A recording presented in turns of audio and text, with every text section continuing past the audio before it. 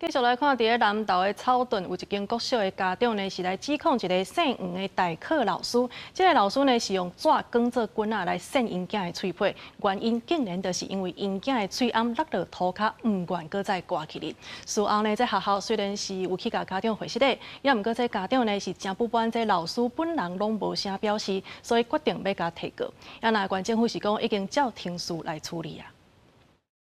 囡仔喙皮真红搁肿，就医诊断是靠着。南投草屯一个家长说明讲，家己读国小5年级的囡仔，今年已经因为喙暗落伫涂骹，无想要搁带垃圾的喙暗，学校也无提供。扣小一个姓黄代课老师用广告纸卷的棍仔来供面。他说他是因为被老师打那个地方，那个脸颊的那个下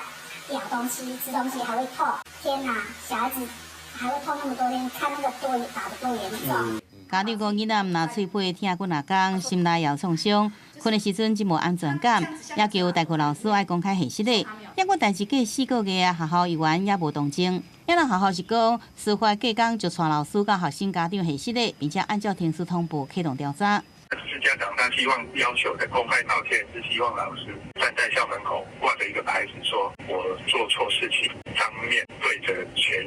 就是家长接送的时候在那边站1个礼拜啦，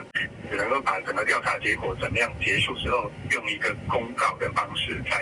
校门口的穿堂去做一个张贴。该名教师是一名短期的代理老师，只有代理1、2天的时间。学校做完了调查之后，这个教师就马上予以解聘了。 南投县教育处讲，已经要求学校依照规定，甲无适任代课老师甲辞掉，并且加强全校老师的教育训练，也不家长无接受，已经到派出所去提出告诉。记者综合报道。